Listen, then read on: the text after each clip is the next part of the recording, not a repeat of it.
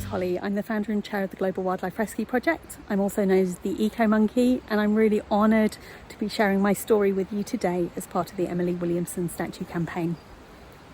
I was born with a love of nature. I inherited it from my father. But it actually wasn't until 2010, the chance meeting with the naturalist, author and broadcaster Simon King, that I had an inkling that I could actually make this love of nature and love of wildlife part of my career. And meeting Simon, he's one of the most inspirational people I've ever met, to be honest. His love, his passion, his enthusiasm for all things to do with nature and wildlife is simply infectious. And Simon and I got to work together a few years later on a rewilding project. It was a 10-acre plot of land in Somerset that was started off being devoid of life, and within a relatively short space of time it was just oozing with wildlife. We had badger, foxes, otter, kingfisher, buzzards, kestrels, you name it. It was an amazing, magical place to be. But as all good things come to an end, my time came to move on from working with Simon, and I wanted to remain working in the natural world and doing something with nature. And I found myself working for one of the oldest animal welfare organisations in the world. And as an amazing an organisation as it is, and they do some incredible work, I found I was getting frustrated. I didn't feel I was making a difference. So in 2019, I took myself off to Costa Rica. I had a month where I knew I needed to make some big life decisions and choices. And so I walked along a beach called Playa Rubita. It's in Punta Arenas province in Costa Rica on the Pacific coast. And it is my happy place, it really is. And I've got the big rollers pounding the beach from the Pacific Ocean to one side of me. I have the jungle to the other. And I don't know which one spoke to me, and it may have been both of them, their voices combined. But I felt that voice, or heard that voice telling me that I wanted to work outside. I wanted to be out in nature, but I didn't want to work in an office 9 to 5. And so I set about making a change in my life. And it was when I got back to the UK towards the end of 2019, I started to hatch a plan and formulate what has become the Global Wildlife Rescue Project. And it's a charity with two main aims. The first is supporting wildlife rescues in developing countries. The second is showing how we can all live in harmony with the natural world. Now, when you look at wildlife rescue centres, no matter where you are in the world, about 99% of the animals have come in due to conflict with human. And the majority of those, sadly not all, is unintentional harm. And it's because we seem to have lost our way. We've lost that connection and ability to live in harmony with the natural world as our ancestors once did. It's definitely since the Industrial Revolution. It's certainly in the last 50, 60 years. It's on our watch, it's on my watch. And I was ashamed at that actually in the time that I've been on this earth, we've seen species go into decline, we've seen species go extinct, and that's just not good enough and not acceptable. So that's why I set up Global Wildlife Rescue Project.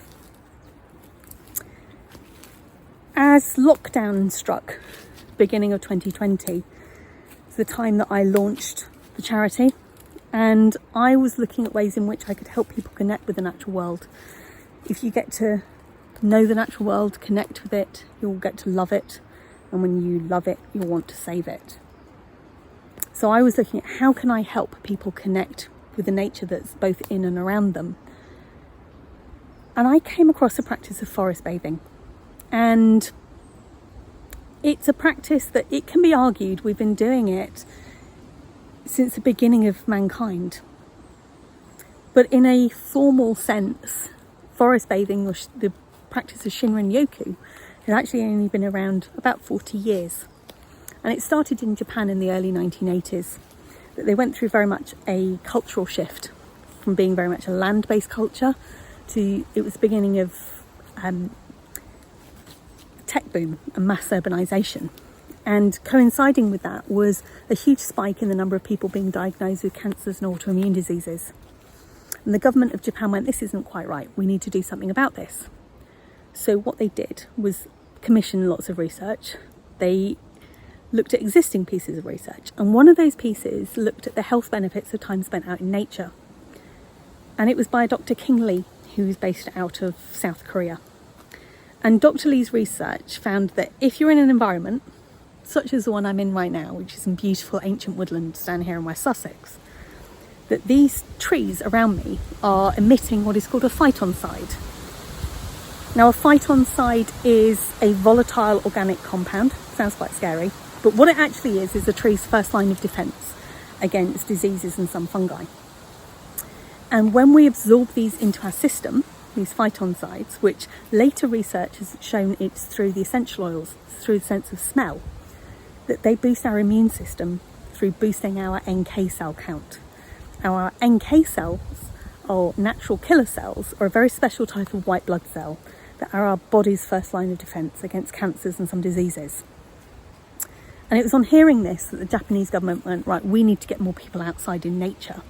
And it was in 1982 that the then Director of, or Minister for Fisheries and Forestry in Japan devised this program called Shinrin Yoku. And Shinrin means forest, and Yoku is to bathe or bathing. And it's very much about getting people to absorb the atmosphere and environment of a forest for health benefits.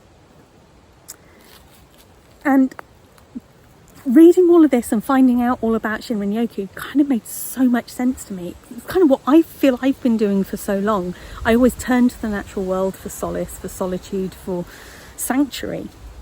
And it's like, okay, there's a formalised practice that I can do, and I can help people do this. So I set about training during lockdown to become a certified nature and forest therapy guide through the Association of Nature and Forest Therapy Guides and Programmes. And I practice down here in West Sussex, both in woodlands like this and also down on the beach, because there are so many health benefits. It doesn't matter the natural environment. As long as you're out in nature, it will make a difference to your both physical and mental health. And it kind of all harks back to our hunter-gatherer ancestors. Our bodies haven't really evolved much since their time. And we have within our bodies our central nervous system, which is made up of our sympathetic nervous system and our parasympathetic nervous system. Now, our sympathetic is known as fight or flight, and it's something we should only be in short bursts of time. It was designed, they go back to our hunter-gatherer ancestors again.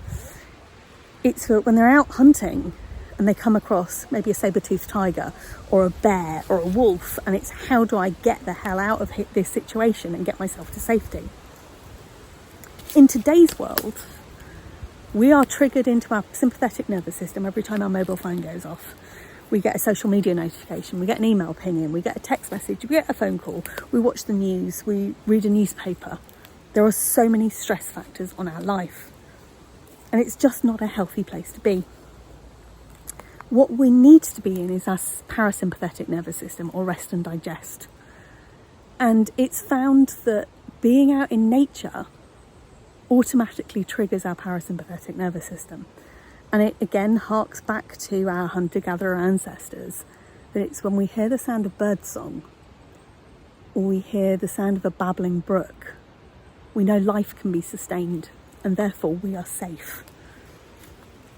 And we just don't get into our parasympathetic nervous system as much as we should do these days. We really don't. And that is where one of the things where the practice of forest bathing or nature therapy can really help. And it gives us that opportunity to slow down and to connect and to reconnect with that nature that is both in us and around us. If you look at indigenous cultures and indigenous languages, you'll find many of them didn't have a word for nature. They didn't see a point, because nature is us as much as it is the flora and fauna that surrounds us. So that kind of brings me up to date as where we are now, where I am today. And I feel it's such a joy and such a privilege to be able to guide people in forest bathing and nature therapy sessions. And it enables people just to take time out from the madness of day-to-day life, even if for just a couple of hours, and to reconnect with who they are and the land around them. So before I kind of leave you today to get on with the rest of your day, I offer you an invitation. And what we do in forest and nature therapy is very much invitational, that there is no right or wrong way to take anything that is offered to you. But I invite you to go and find a spot somewhere in nature, whether that is your garden, whether it's a local park, a woodland like this, or maybe a beach. And find a spot to just sit and be for 10 minutes. And take 10 minutes out of your day to sit and be. And just notice the difference that makes to you. So thank you for listening to my story. I'm Holly. I'm the Eco Monkey. I'm founder and chair of the Global Wildlife Rescue Project. And again, I'm really honoured and delighted to be part of the Emily Williamson statue campaign. Thank you for listening.